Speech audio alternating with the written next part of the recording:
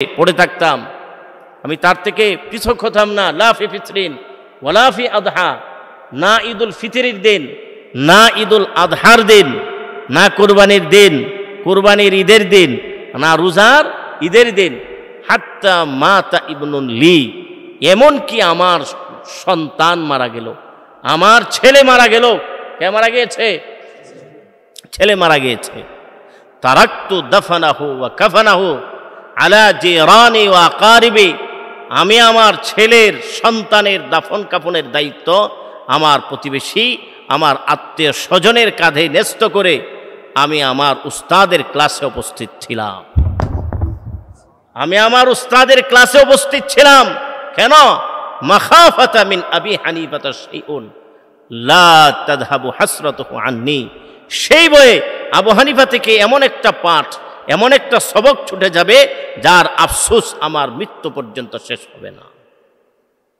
কথাটা বুঝতে গেলে এখান থেকে আপনারা একটা সিদ্ধান্ত নিতে পারেন যে এই কোর্সের তরতিবে মেহনত করে বসুন্ধরা মার্কাজ দাওয়া সারা বাংলাদেশের বড় বড় তাকাসসুসাতগুলিতে অ্যাভেলেবেল টিকে ভর্তি হওয়ার সুযোগ পায়। এখানকার তরতিব সুবিন্যস্ত এবং পরীক্ষিত একটা তরতিব। তো আমি কেন অবহেলা করব? আমি কেন অলসতা করব? আপনি তো এখানে আসতে পারেননি, আল্লাহ পাক আপনাকে পছন্দ করে এখানে নিয়ে এসেছে। দয়া মায়া করে, মেহেরবানি করে আল্লাহ আপনাকে মোহাব্বত করে ভালোবেসে এখানে নিয়ে এসেছে। আপনি এখানে আসতে পারেন নাই। আদব পড়ার জন্য কি তালেব ইলম গ্রামকে বেছে নেয় নাকি শহরকে বেছে নেয়? আপনি কেন গ্রামকে বেছে নিলেন? এটা আপনি নেন নাই, আল্লাহ পাক আপনাকে তৌফিক দিয়েছে, কবুল করেছে। আল্লাহ পাক আপনার প্রতি দয়া এবং করুণা রহমতের দৃষ্টিতে তাকিয়েছে বিধায় আপনি তা পেরেছেন। এখন আপনার প্রয়োজন হলো হিম্মত এবং মনোবল নিয়ে মেহনত করা, মুজাহাদা করা। আপনার মুজাহাদা হবে সদা সর্বদা। এখন আপনাকে সিদ্ধান্ত নিতে হবে, নিয়ত খাঁটি করে সিদ্ধান্ত নিতে হবে। দেখেন বছর কিন্তু শেষ হয়ে যাচ্ছে। আপনি দেখছেন বছরের শুরু, কিন্তু বাস্তব হলো বছরের শেষ। শুরু হওয়া মানে কি হয়ে যাওয়া? শেষ হয়ে যাওয়া। আপনাকে প্রতিটা সেকেন্ডের হিসাব নিতে হবে নিজের থেকে নিজে। আমি প্রত্যেকটা সেকেন্ড কোথায় ব্যয় করলাম? কতটা বুঝাতে পেরেছি? আপনি যদি মনে করেন এই নমুনায় উত্তীর্ণ হতে পারবেন, বা আপনার নিজের মাঝে এই নমুনাটা বাস্তবায়ন করতে পারবেন, এই দৃষ্টান্ত আপনার নিজের মাঝে কি করতে পারবেন? বাস্তবায়ন করতে পারবেন, তাহলে আপনার এই বছর শতভাগ কাজে লাগবে, 100% কাজে লাগবে। আর যদি সেই দৃষ্টান্ত মোতাবেক নিজের সময়কে কাজে না লাগান তাহলে সম্ভব নয়। পড়বো ইনশাআল্লাহ, পড়বো না ইনশাআল্লাহ? আল্লাহু আকবার, আল্লাহু রাব্বি। ইমাম মুহাম্মদ রহমতুল্লাহ আলাই, ইমাম আবু ইউসুফ রহিমাহুল্লাহ তাআলা, ইমাম আবু হানিফা রহমতুল্লাহ আলাই, এরা তিনজনই আমাদের হানাফি মাযহাবের মুরব্বী। ঠিক না? ঠিক। তিনজনে কি হানাফি মাযহাবের মুরব্বী। তো ইমাম মুহাম্মদ রহমতুল্লাহ আলাইহির ব্যাপারে ঘটনা আছে, আরও অন্যান্য আকাবিরদের ব্যাপারে ঘটনা আছে। লেখাপড়ায় ওনাদের মনোযোগ এবং এনহেমাক কি পরিমাণ ছিল। এনহেমাক বলা হয় লেখাপড়ার প্রতি গভীর মনোযোগ। বলো, এনহেমাক কাকে বলা হয়? গভীর মনোযোগ। গভীর মনোযোগ। কি পরিমাণ গভীর মনোযোগ ছিল? তো পরীক্ষা করার জন্যে মানে ওনাদের অভিভাবক মা বাবা পরীক্ষা করার জন্যে, কি পরীক্ষা? এনহেমাক, মনোযোগ। মনোযোগ এনহেমাক পরীক্ষা করার জন্যে পানির পরিবর্তে কেরোসিন দিস। কি দিছে? Kerosene this. এখন কেরোসিনকে পানি মনে করে পুরো কেরোসিন খেয়ে ফেলেছে। বলতেও পারে না পানি পান করলো না কেরোসিন পান করলো। এইভাবে তারা পড়াশোনা করেছে। আর মাদ্রাসায় উপস্থিত থাকা, ক্লাসে উপস্থিত থাকা, এই বিষয়ে ইমাম আবু ইউসুফ রাহিমাহুল্লাহ তাআলার তো প্রসিদ্ধ ঘটনা আছে যে লাযামতু আবা হানিফাতা রাহিমাহুল্লাহ তাআলা মুনযু 17 সানা, আমি ইমাম আবু হানিফার সান্নিধ্যে 17 বছর ছিলাম। ওমা ফারাকতুহু, আবু হানিফা থেকে আমি কখনো পৃথক হতাম না, সদা সর্বদা আবু হানিফার সান্নিধ্যে পড়ে থাকতাম, তার সংস্পর্শে পড়ে থাকতাম, আমি তার থেকে পৃথক হতাম না। লা ফি ফিতরিন ওয়ালা ফি আদহা, না ঈদুল ফিতরের দিন, না ঈদুল আদহার দিন, না কুরবানির দিন, কুরবানির ঈদের দিন, না রোজার ঈদের দিন। হাত্তা মাতা ইবনুন লি, এমনকি আমার সন্তান মারা গেল, আমার ছেলে মারা গেল। কে মারা গিয়েছে? ছেলে মারা গিয়েছে। তারাক্তু দাফানাহু ওয়া কাফানাহু আলা জিরানি ওয়া আকারিবি, আমি আমার ছেলের সন্তানের দাফন কাফনের দায়িত্ব আমার প্রতিবেশী, আমার আত্মীয় স্বজনের কাঁধে ন্যস্ত করে আমি আমার উস্তাদের ক্লাসে উপস্থিত ছিলাম। আমি আমার উস্তাদের ক্লাসে উপস্থিত ছিলাম। কেন? মাখাফাতা মিন আবি হানিফাতা শাইউন লা তাযহাবু হাসরাতুহু আন্নি, সেই বয়ে আবু হানিফা থেকে এমন একটা পাঠ, এমন একটা সবক ছুটে যাবে যার আফসোস আমার মৃত্যু পর্যন্ত শেষ হবে না। কথাটা বুঝতে পেরেছি? এটা একটা দৃষ্টান্ত। আর এনহেমাকের দৃষ্টান্ত দিলাম, পানির পরিবর্তে কেরোসিন খেয়ে ফেলেছে। আর উস্তাদের ক্লাসে পড়ে থাকা, উস্তাদের সান্নিধ্যে লেগে থাকা, এটার দৃষ্টান্ত দিলাম। 17 বছর ছিল, একদিনের জন্য কি হয়নি? পৃথক হয়নি। কথাটা বুঝাতে পেরেছি হুজুর?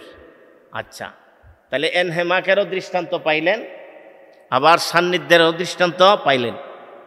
আচ্ছা, আরেক আকাবির কিছু খেজুর দিয়েছে খাওয়ার জন্য, সে মুতালা করছে আর খেজুর খাচ্ছে, মুতালা করছে আর খেজুর খাচ্ছে। পেট যে কোন সময় তার ভরে গিয়েছে, ওভারলোড হয়ে গেছে, আর খাওয়া যাবে না, এই দিকে তার কোনো খেয়াল নাই।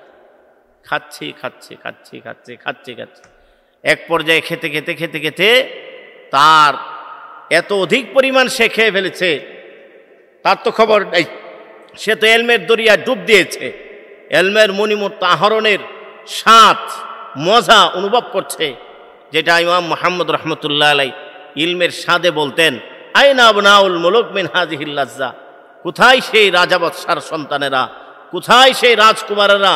তারা যদি জানতো এই এলমের স্বাদ কি, এলমের মজা কি, তাহলে তারা রাজকুমারিত্ব ছেড়ে দিয়ে, রাজ দরবার ছেড়ে দিয়ে এলমের মজা নিয়ে ডুবে থাকতো। বাবারে, আল্লাহ তাআলা তোমাদেরকে সেই মজাটা অবশ্যই দান করবে। শুধু ইস্তেদাদের দৌলত অর্জন করো, ইস্তেদাদের সম্পদ আহরণ করো, ইস্তেদাদের দৌলত, ইস্তেদাদের সম্পদ, ইস্তেদাদের নিয়ামত। এটা এমন এক নিয়ামত, এমন এক দৌলত, যেটা কোনোদিন পৃথিবীর কোনো সম্পদ দিয়ে কেনা যায় না, পৃথিবীর কোনো সম্পদ দিয়ে পাওয়া যায় না। সারা দুনিয়া যদি বিক্রি করে দাও, আর ইস্তেদাদের দৌলত তুমি যদি এই সম্পদ বিক্রি করে এটার মূল্য দিয়ে কিনতে চাও, কোনোদিন কিনতে পারবো না। ইস্তেদাদের দৌলত এত দামি। তোমরা তো বুঝো যে হুজুর শুধু হাজাহাজি পড়ায়, আমি এনে জানি। যদি চাইতাম ঢাকা শহরের বড় মুফতি, যদি চাইতাম বড় মাদ্রাসার শাইখুল হাদিস, যদি চাইতাম কোনো দারুল ইফতার প্রধান মুফতি, যদি চাইতাম উলুমুল হাদিস বিভাগের মুশরিফ, সবকিছুর দরজা খোলা ছিল।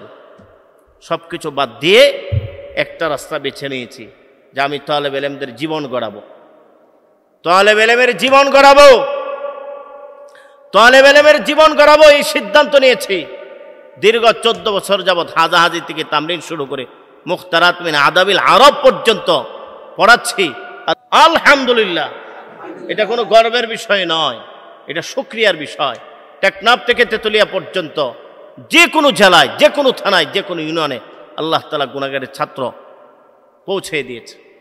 কক্সবাজার গিয়েছে সফরে, আমার এক ছাত্র আছে শাহজালাল, এই যে নাম সেভ করা আছে, ওর বাড়ি কক্সবাজার।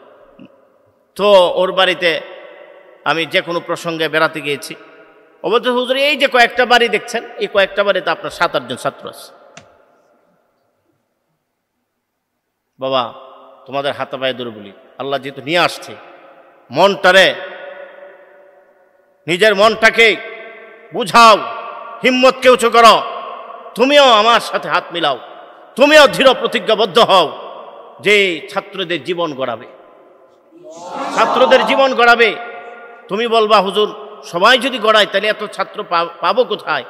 আরে 15 দিন হয়ে গেল হাজাহাজি মুরাক্কাদাবি পড়তেছি। আরে বাবা তুমি 15 দিনের নতিজা দেখো কেন? তুমি তো সারা বছরের বৃত্তি তৈরি করে ফেলেছো। এই কিতাবের 2য় অধ্যায় তো সারা বছরের বৃত্তি। তুমি 2য় অধ্যায় বুঝে ফেলেছো, মানে সারা বছর কাজে লাগানোর মূল ফাউন্ডেশন তৈরি হয়ে গেছে। কি মনে করো? কি মনে করো? এতটুকু বুঝেই তো কয়জনের ছিল? কয়জনে মুজাব বুঝতা? কয়জনে মৌসুসিবত বুঝতা? কয়জনে মুবতাদা খবর বুঝতা? এখন বুঝো কিনা বলো? তাহলে 15 দিনে যদি তোমার এই নতিজা হয় তাহলে 1 মাসে কি পরিমাণ হবে? এই জন্য হিম্মতকে বড় করো, আকাশচুম্বী হিম্মত করো। দরিয়ার মতো সীমাহীন এক হৃদয়, অন্তর প্রশস্ত করো। প্রশস্ত হৃদয় প্রয়োজন। কিসের প্রয়োজন? প্রশস্ত এবং উচ্চাভিলাষ প্রয়োজন। মনোবল উঁচু করা দরকার। পারা যাবে ইনশাআল্লাহ? তাইলে হয়ে যাবে ইনশাআল্লাহ। নিয়ত সহি করো। আর আকাবিরদের যে দৃষ্টান্ত পেশ করেছি, যে উনি যদি 17 বছর এভাবে আবু হানিফার দর্শ থেকে ছেলে মারা যাওয়ার পরও যেতে না পারে, আর উনি যদি খেতে খেতে খেতে খেতে শাহাদাত বরণ করে পানির পরিবর্তে কেরোসিন খেয়ে ফেলতে পারে, তো তোমার আমার এনহেমাকটা 1টা বছরের জন্য, শুধু 1টা বছর তোমার কাছে চাই। 1টা বছর চাই। 1টা বছর হিম্মত করো, 1টা বছর নিয়ত করো, আকাবিরদের সেই দৃষ্টান্ত তোমার মধ্যে বাস্তবায়ন করো। 1টা বছর, শুধু 1টা বছর, পরে আর লাগবে না ইনশাআল্লাহ। পরে এখন অতীতে যেভাবে জিন্দিগি অতিবাহিত করেছ, আত্মীয়র বাড়িতে গিয়েছ, নিজের বাড়িতে গিয়েছ, বন্ধু বান্ধবের সাথে সম্পর্ক ঠিক রেখেছ, আত্মীয়তার সম্পর্ক ঠিক রেখেছ, সব কিছু ঠিক রেখে তোমার পড়াকে ঠিক রেখেছ, এমন না? অতীত জীবনটা এমন ছিল না? অসুবিধা নাই। 1টা বছর, শুধু 1টা বছর, 1টা বছর শুধু আকাবিরদের দৃষ্টান্ত পেশ করো। সেই বছরটা হলো এই বছর।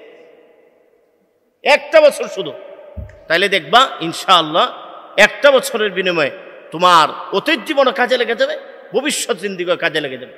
এমন একটা জমানা আসবে, ও ছেড়েই বাবা বলতেছি, তোমরা বিশ্বাস করবে না, যেই জমানাতে যেই যুগে যোগ্যতা ছাড়া আর কাহারও মূল্যায়ন হবে না। এখনই হচ্ছে না, এখনই হচ্ছে না।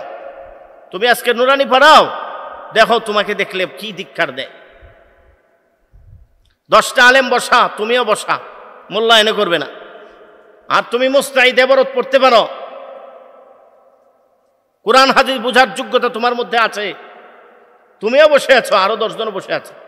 দুনিয়াটা হলো বাবা এমন, যোগ্যতা ছাড়া কেউ কাউকে মূল্যায়ন করেন। এই জন্য সাইদ আবুল হাসান নদভী রহমতুল্লাহ আলাইহি বলতেন, দয়া ও করুণা করে পৃথিবীতে টিকে থাকা সম্ভব নয়। বলো, দয়া ও করুণা করে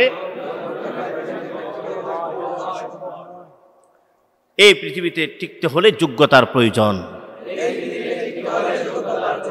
পৃথিবী শুধু যোগ্য মানুষকে কদর করে।